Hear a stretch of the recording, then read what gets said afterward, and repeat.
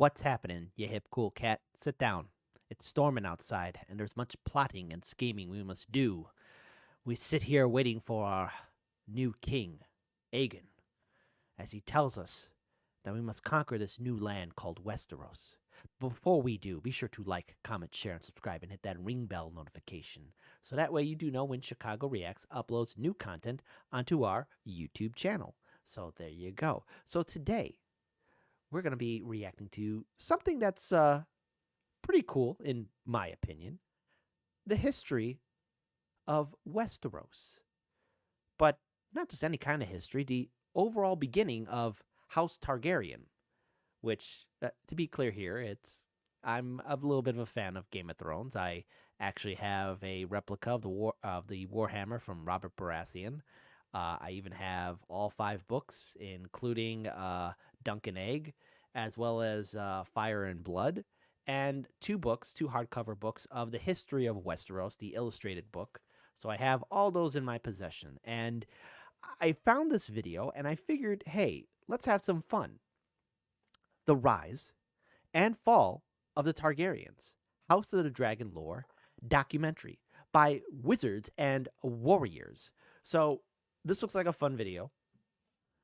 It looks pretty cool. Plus it has to deal with dragons, which I think are really awesome. And let's go ahead and get our learn on about the history of House Targaryen, how it rose and how it fell. And just a side note, I remember as a kid, always reading the stories about how the knight or a group of heroes slays the dragon.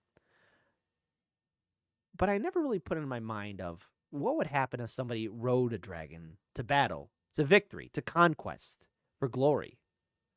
Well, since I'm in charge of the 1s and 2s, let's sit back and get our learn on and learn about the rise and fall of the Targaryens, House of the Dragon lore documentary. All right.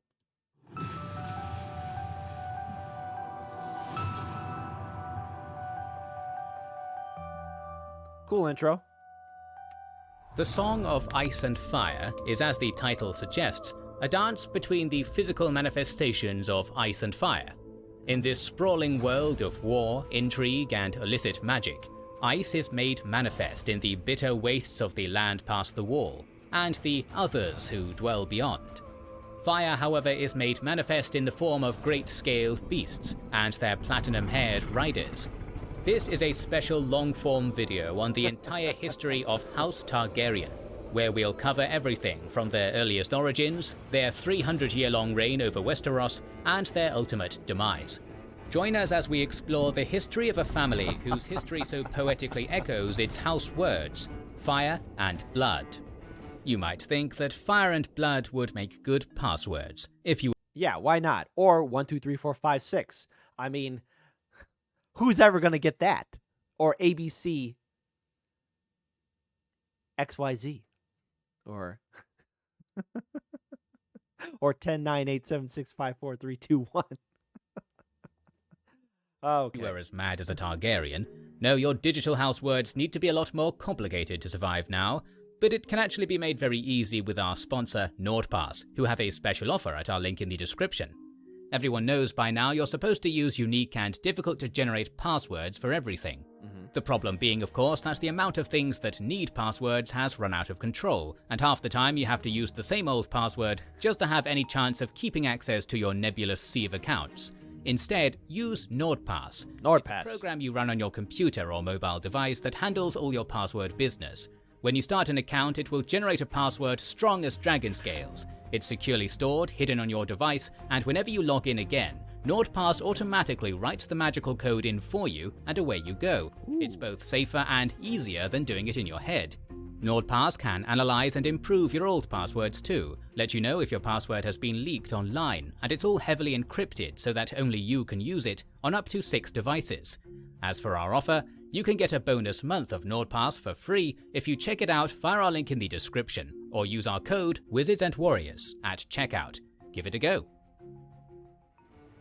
The reign of the Targaryens as the royal house of Westeros is a relatively recent phenomenon, beginning around 300 years ago, and ending only a single generation ago. However, the bloodlines of the silver-haired dragon riders are much older than that, and to explore the historical roots of House Targaryen's ascendancy, we must go back not centuries but millennia. To that end, we turn our gaze not onto Westeros, but her sister continent to the east, Essos, where the mighty Valyrian freehold, the greatest civilization in the history of the world, once thrived. Around 5,000 years ago, many mighty civilizations blanketed the massive landmass of Essos, including the tall men of Sarnor, the 1,000 jeweled cities of Yi Ti, and Old Geese, the empire of the Golden Harpy. During this ancient time, the Valyrian Peninsula was the backwater of Essos, with the Valyrians themselves being little more than humble shepherds. This, however, would change when some of these humble sheepherders decided to brave the slopes of the 14 Flames, a ring of volcanoes on their native peninsula. There, living in those molten craters, the Valyrians discovered the sentient embodiment of power and flame, the dragons. How the Valyrians tamed the dragons is unclear. The process was certainly born of some sort of magic, with some legends claiming said magic was taught to the Valyrians by a vanished people from the Shadowlands of Ashai. Yes, and that is mentioned in the illustrated history of Westeros, or Song of Ice and Fire, the Shadowlands of Ashai, where a dark evil exists. What is there in those foul lands we may never know, but trust in the Emperor, he'll protect you. But the Emperor isn't here with us, is he? So, already loving this. The entire lore of the Targaryen people, simple sheep herders, finding the most greatest weapon, the most advantageous thing to help you survive in antiquity of swords and shields and spears and arrows and cavalry charges and siege weapons, flying dragons, flying fire-breathing dragons. Talk about the most advantageous mount, and I guess to build a relationship with, because if you look back to prehistoric times, humans, we domesticated and brought in animals to our own services, like, domestication of the cow, the pig, chickens, cats, and dogs, and yes, horses too, not only to plow the fields, but for also weapons of war, or, mounts for war. A dragon, having that at your command, or possible command, I mean, that is by far the coolest thing to have. And, if I had the choice to have a flying, fire-breathing dragon, I'd go for it. I mean, just think how cool that would be. I don't know. Maybe I'm overthinking it. Maybe I'm being too happy. What are your thoughts in the comment section below? If you had that choice, I mean, obviously, you better choose the correct choice. Have a fire-breathing dragon. I mean, come on. It would be awesome. It would be awesome. And look, if you guys like this kind of content, please type in the comment section below, because already I can't get enough of this. Again, House Targaryen, fire and blood, always. Dragons are the rightful rulers. In any case, within a few generations, the Valyrians were shepherds no longer, and soared the great blue atop massive draconic beasts. Bolstered by the limitlessness of the skies and an explosion of magical advancement, the Valyrian Peninsula grew from a forgotten backwater into a vibrant cultural hub. In the titular capital city of Valyria, glittering silver spiral towers reached for the heavens, and the rich and powerful lived comfortable lives, pampered by the comforts brought on by the innovations of dragonfire and blood magic. Technically speaking, a glorious city-state, a glorious nation. Valyria was never an empire or kingdom, for it had no crowned head. Instead, it was ruled by a council of 24 or so of its most powerful dragon-riding families, making it a freehold. Armed with the fantasy equivalent of weapons of mass destruction, it was inevitable that the Valyrians would eventually expand out of their native peninsula with conquest in mind. Ironically though, their path to imperial expansion began with them being attacked. Wary of Valyria's growing power, the slavers of Old Geese, who dominated... Okay, so here's the thing. If let's say I'm a king of of a nation that's neighboring Valyria, right? Now, of course, obviously, my council will probably say, "Oh, we gotta be worried about these fire-breathing dragons." That's why, send out envoys. Be nice, be diplomatic. Don't start nothing, there won't be nothing. Maybe meet them at a halfway point. But what does old geese do? They do the stupid thing. And what? Like, here's the thing. I would probably be at that council. I'd probably get my throat slit. They're like, well, wait. We're gonna start. Do we have, fire-breathing dragons? Do we have something that could take them out of the sky? I mean, are we? Did we really think this through, Johnny, Billy, Timmy? Come on, everyone. Let's really sit down and really think this thing out before we want to be stupid and attack them. Because the last thing, they can fly over our walls. They can shoot out fire. They don't need to bring a legion. One of them drunk and high at the same time can screw up our city. You don't do that. You never do that. And then that's when the blade slits my throat and oops. And yours truly is dead. Mated most of Essos at the time, marched their lockstep legions into the Valyrian peninsula 5 times to subjugate them.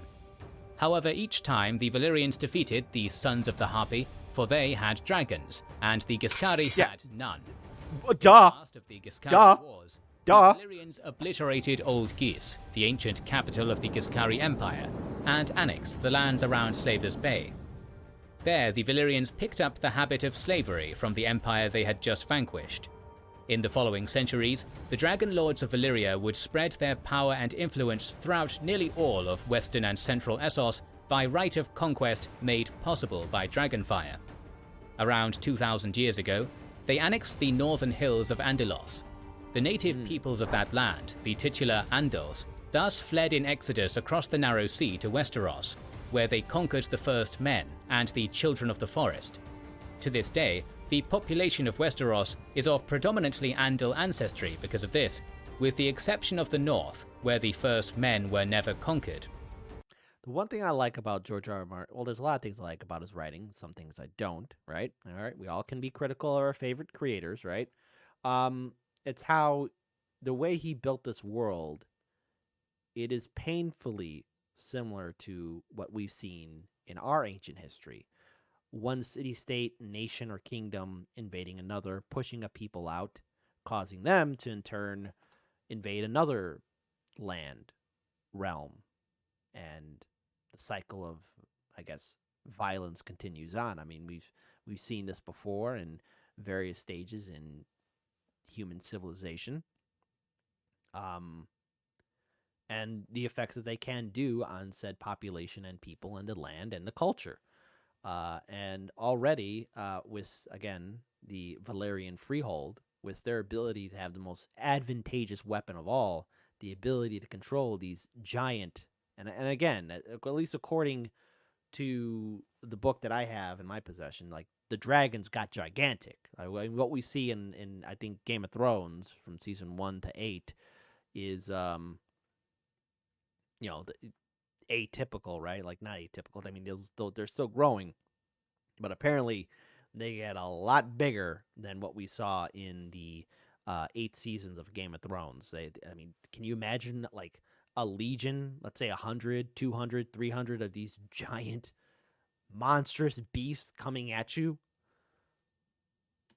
I mean, that's severely going to impact a lot of people, mentally, emotionally, physically.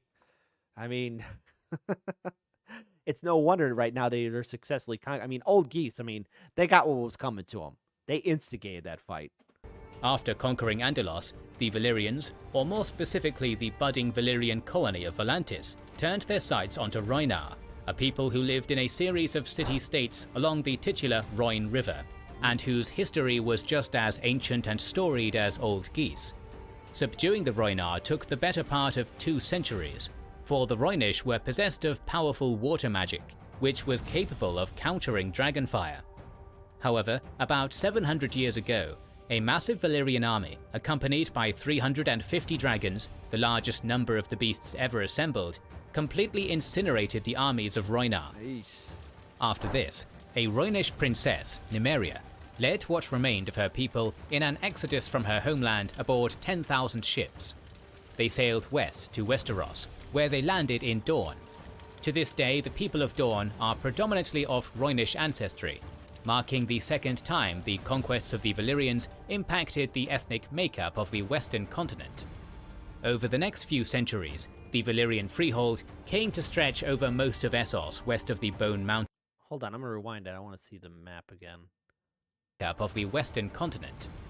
Over the next few centuries, the Valyrian freehold came to stretch over most of Essos west of the Bone Mountains. Great Valyrian colonies, such as Volantis, Tyrosh, Lys, Myr and Pentos, became autonomous, self-governing cities under the suzerainty of the capital back in the Valyrian Peninsula.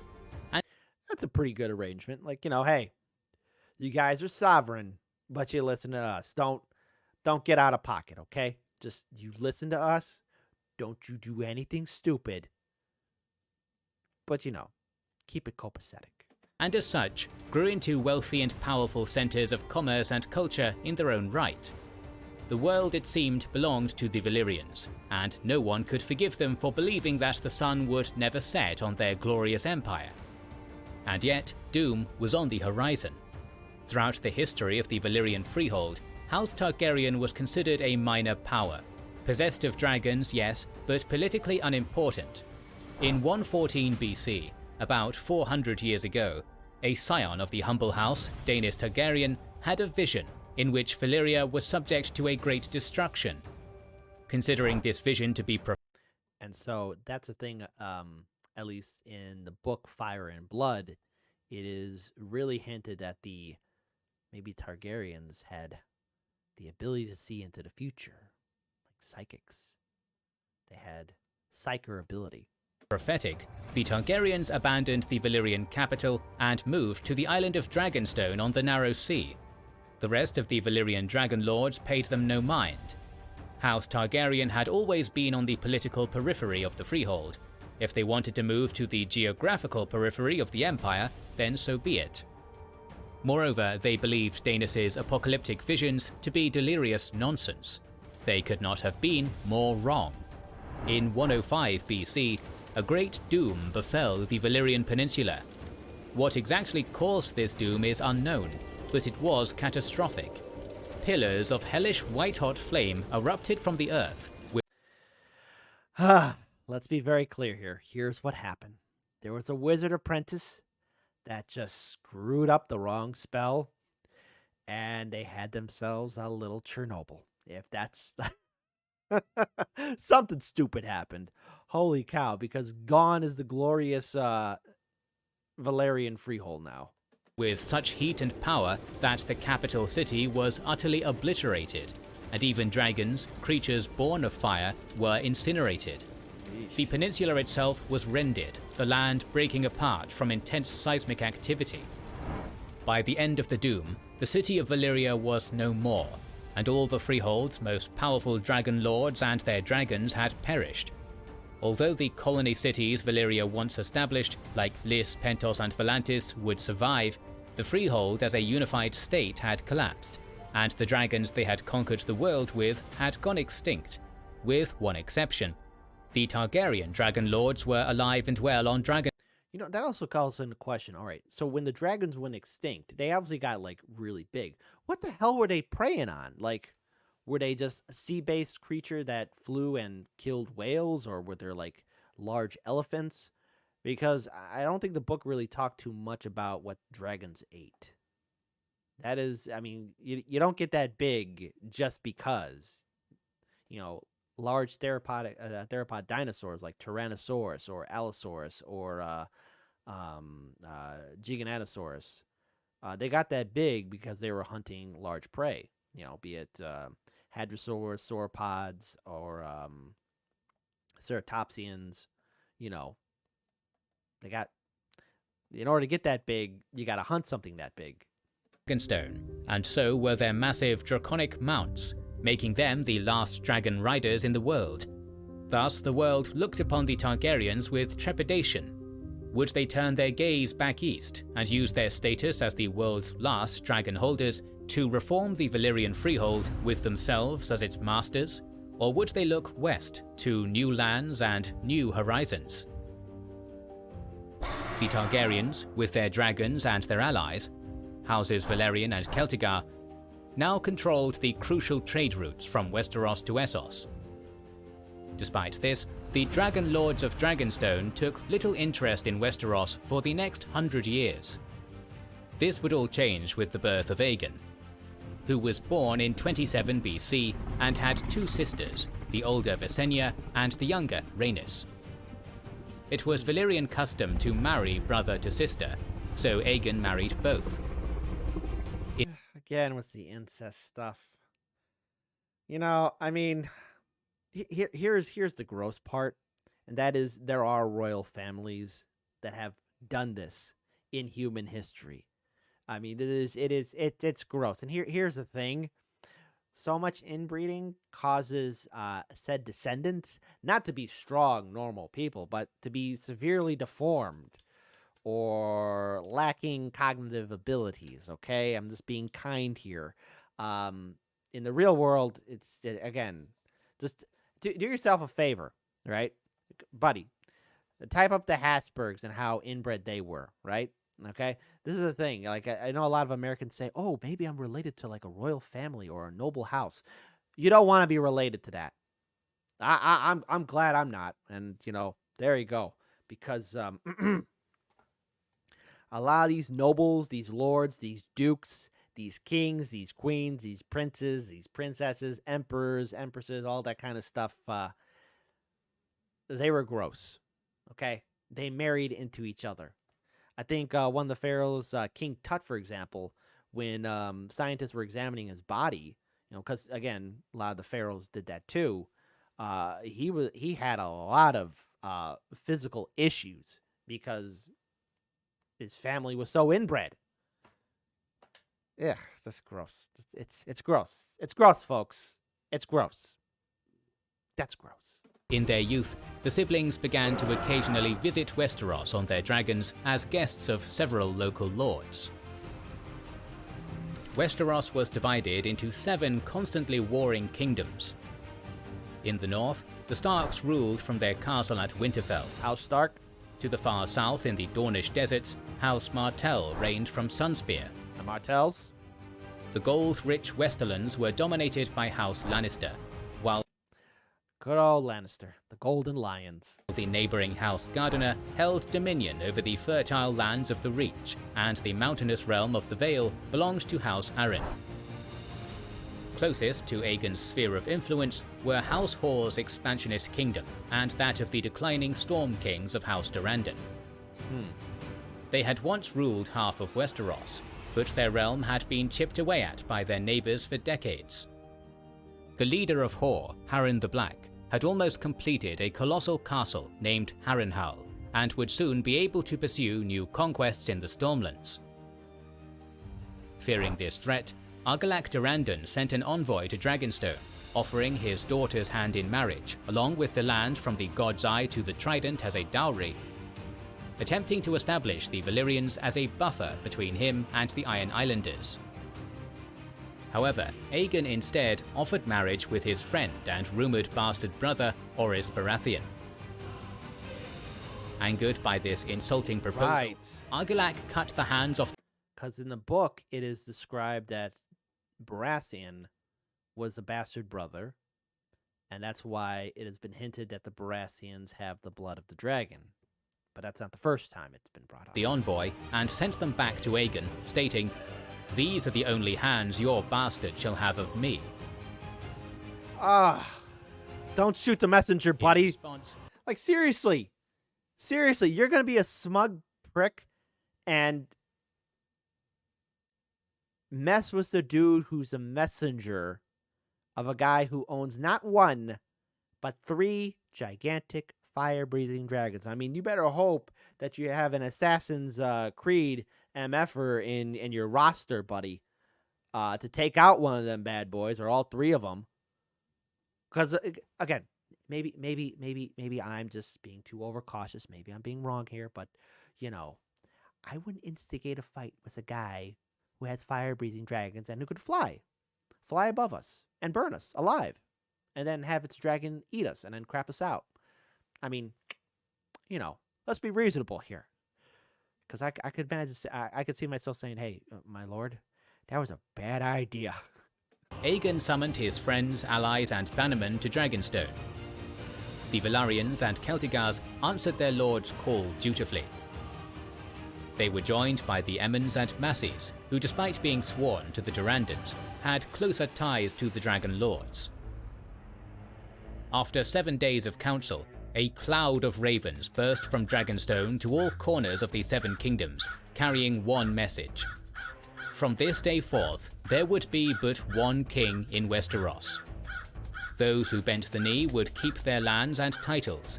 Those who resisted would be humbled and destroyed. Seems simple. Seems simple enough. As soon as I got that message, I'd be like, oh, okay. Well, I had a good run as king. Well, we can't do anything about those dragons. In 2 BC, Aegon set sail from Dragonstone with his sisters, 3 dragons, and a few hundred to a few thousand retainers. This was the force which landed at the mouth of the Blackwater Rush and proceeded to encamp on the largest of 3 hills in the area, starting the construction of the Aegon Fort. The Targaryen would-be king quickly constructed a makeshift palisade and dispatched Rhaenys and Visenya on their dragons, Meraxes and Vhagar, to secure nearby castles. Rhaenys captured Rosby without a fight, and Visenya was attacked briefly until she showed Vhagar's power, and the defenders surrendered. Nearby houses Darklyn and Mooton saw the threat, and marched south with 3,000 men to attack Aegon's beachhead. The Dragon Lord placed Orys in command of his ground forces, while he descended on the enemy from above on his own dragon, the monstrous Balerion the Black Dread. I mean, come on. Look, I know it's antiquity, and yes, Westeros is a very large continent. But sooner or later, word is getting out like, hey, yo, you attack these guys, fine, one-on-one, but you better make sure those skies are not clear, they're cloudy, filled with meatballs, with a chance of meatballs, because once those dragons come swooping in, you're done. Like, seriously, how is it that word isn't getting out that these people have flying, gigantic dragons? And you think it's a brilliant idea? Oh, let's go ahead and march. Okay, great. Let's play the stupid game here. Both enemy commanders were killed, and these castles bent the knee. After subduing a dozen castles, Aegon summoned their lords. As they had bent the knee, he raised them up and confirmed their lands and titles, whilst to his oldest supporters he granted council positions. Daemon Valerian was made Master of Ships, Tristan Massey Master of Laws, and Crispian Celtigar Master of Coin. Good. Above all others, he placed Orys Baratheon, his greatest confidant, as the first Hand of the King.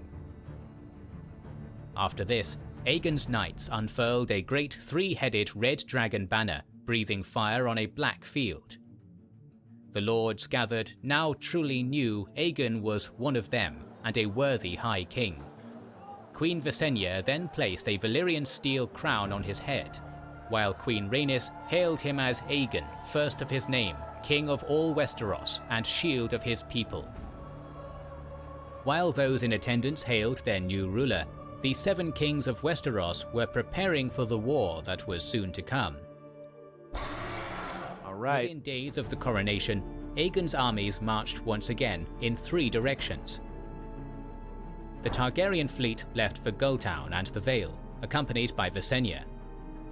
The king thrust northwest towards Harrenhal, while the majority of his forces, commanded by Orys Baratheon, crossed the Blackwater Rush, accompanied by Rhaenys. Their vanguard was ambushed as they crossed the Wendwater River, and they lost 1,000 men before Rhaenys burned their attackers' forest hiding place to the ground. Rightfully so. Meanwhile, in the north, Aegon and Balerion obliterated King Harren and his entire family by bypassing the walls of the fortress and melting its stone towers. Yes, so funny story on that one. So apparently, Aegon and the king of Harrenhal had a little conversation back and forth, right? Apparently, the great king of Harrenhal said some stuff that was pretty out of pocket, out of line. And what happened was, Aegon had to think about it for a second, pondered it for a little bit, told all of his men to stand aside because he was angry. I think his footwear, his shoes were insulted. Like I think he said, the king of Harrenhal probably said, "Yeah, well, what are those, Aegon?" And Aegon didn't like that. So Aegon probably just had to think about that and got on his dragon, flew up in the air, and regulated on all the residents of Harrenhal. Nobody got out alive, folks. And let this be a lesson. Somebody's talking to you and they got a giant dragon, and you can't take them out or the dragon. I think it's kind of fair enough to say, all right, I see your point, and you are absolutely correct. Maybe that's just me. I'm just not going to fight a fire-breathing dragon. This, and the news that Rhaenys and Meraxes accompanied the Targaryen forces invading the Stormlands, worried Argilac, and he began to gather his men at Storm's End. He wasn't going to meet the same fate as Harren, and so he began his march north to meet the army of Orys. The airborne Rhaenys witnessed Argilac's departure and the composition of the enemy army, reporting the details back to the Hand of the King. Exactly. That's another thing, too. You could see enemy movement. I mean, once one of these dragon riders is flying above you, they can ascertain the size of your force, where you're going. I mean, they could be following you for days on end. I mean, who knows how long a dragon can stay up in the air? I'm going to assume for a very long time. But it's, again, the command of the sky and the terrain. They could scout ahead. The most advantageous weapon. Not only is it a giant dragon that can fly and breathes fire and has sharp teeth and claws, but said rider can, again, ascertain the terrain, find out what's going on. Are there any kind of fortifications being built? I mean, it's the world's most one-sided fistfights caught on film. Realizing the Storm King's army outnumbered his, he set up a strong defensive position on the hills south of Bronzegate and dug in, awaiting the arrival of his enemy. As Argilac closed on the invading force in the morning, a steady rain began to fall, which then became a howling gale and torrential downpour, turning the ground into a soft mud and also rendering Meraxes unable to fly.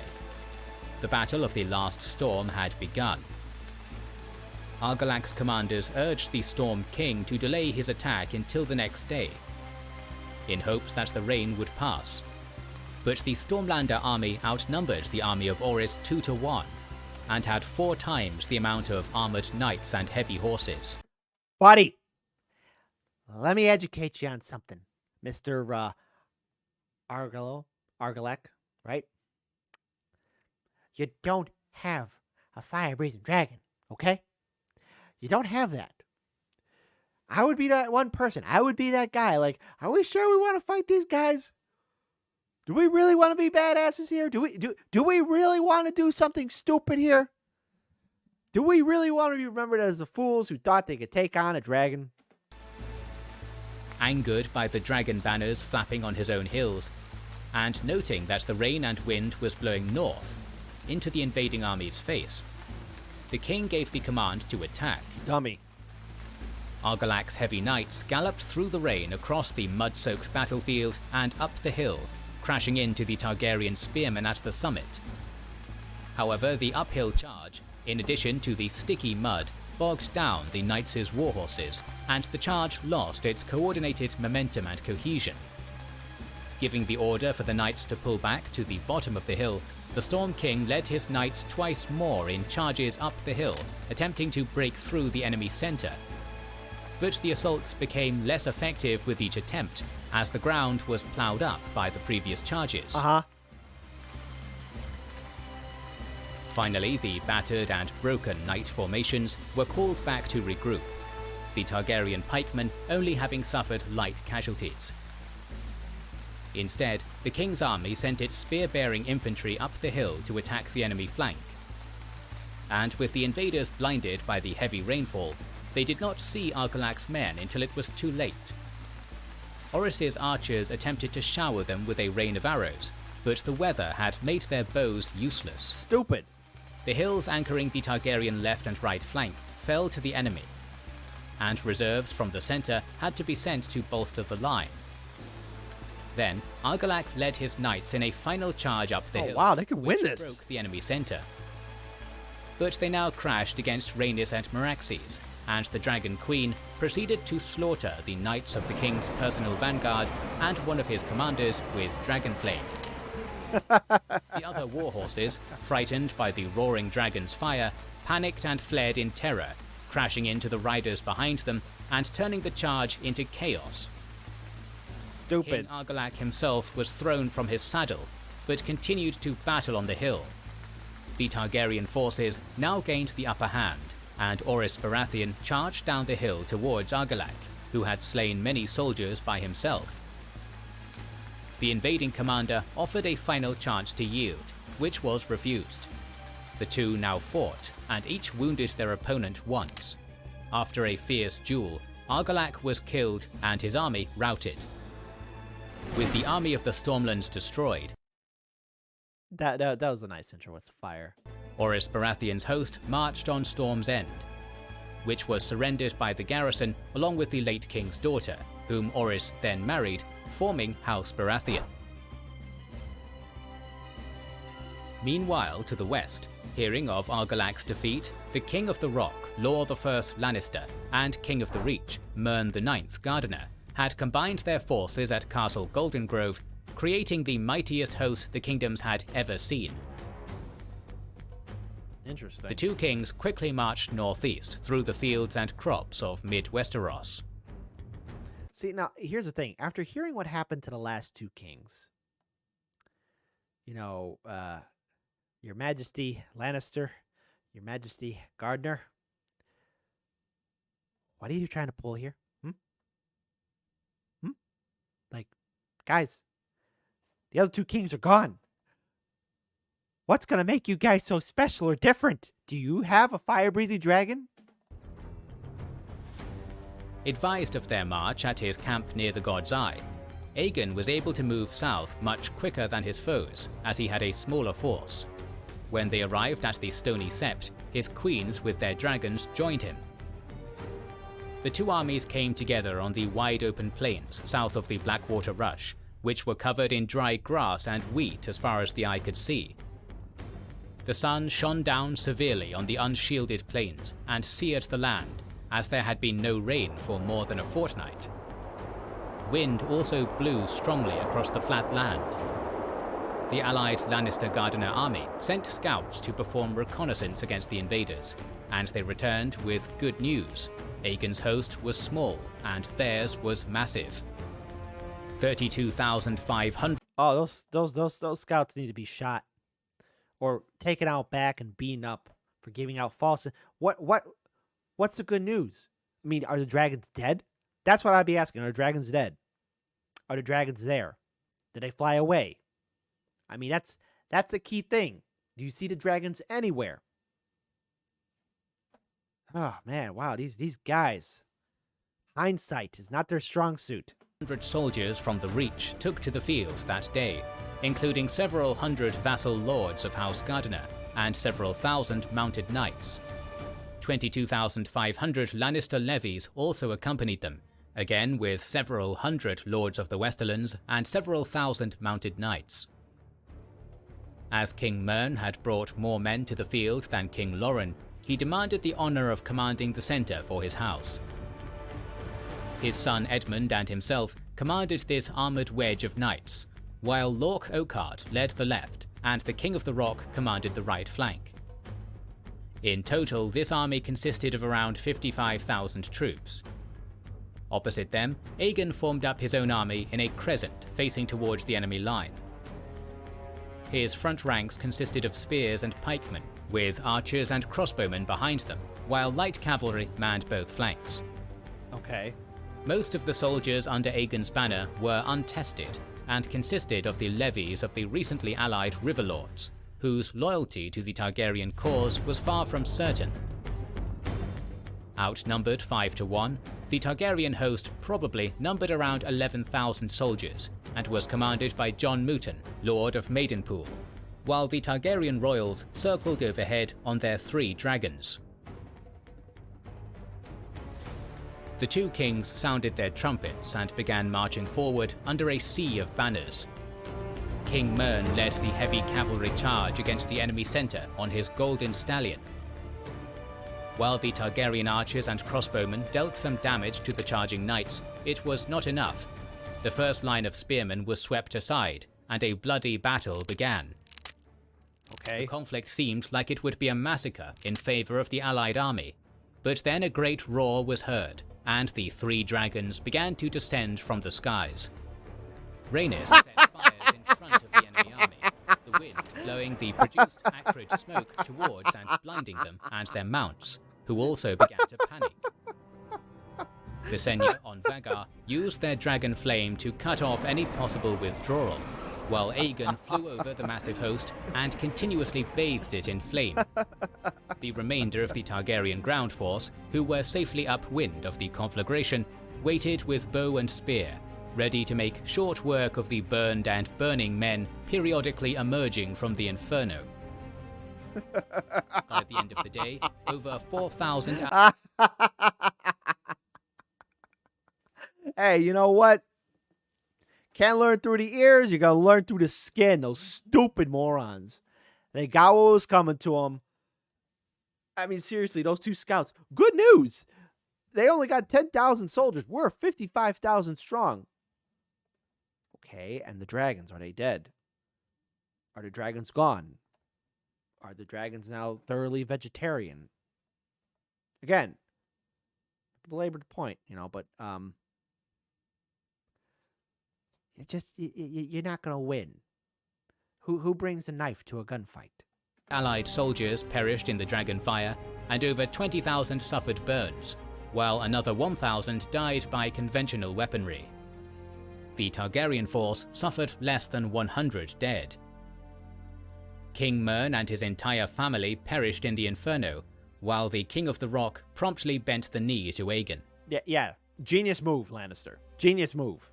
The victor marched to secure Highgarden, and eventually installed House Tyrell as the new Lords of the Reach. A few months later, both King Torrhen Stark and Shara Arryn pledged their loyalty. Although Yes, also known as the King Who Knelt. House Stark. The King Who Knelt. Or, forget the name of the Stark, but yeah. Because I think his brother, who served in the Night's Watch, scouted ahead, saw the size of the army, and I think even the King of Winterfell, the King of the North at the time, saw the army too, and he made the logical decision. I think a lot of people were giving him crap about it, but he's like, hey, look, I could think in his mindset. He's the one who thought with a big brain and was like, wait a minute. If those other 4 kings got destroyed, that one guy got burnt alive in Harrenhal, the other guy died in the Stormlands, the King Hightower burnt alive, Lannister bent the knee after he saw all his army burnt alive. I got my army here. If those 4 kings couldn't pull it off, I don't think I could pull it off either. And he made the correct decision. Yes, he gave up his crown, but he saved his people and his land from utter destruction. Maybe, there's a lot of people that know you fight to the end, but if the other kings couldn't pull it off, at least House Stark thought with its brain, was like, wait a minute. I'm going to be different. All right, and we'll just see how things play out with these dragons. Dorne continued to resist for over a century.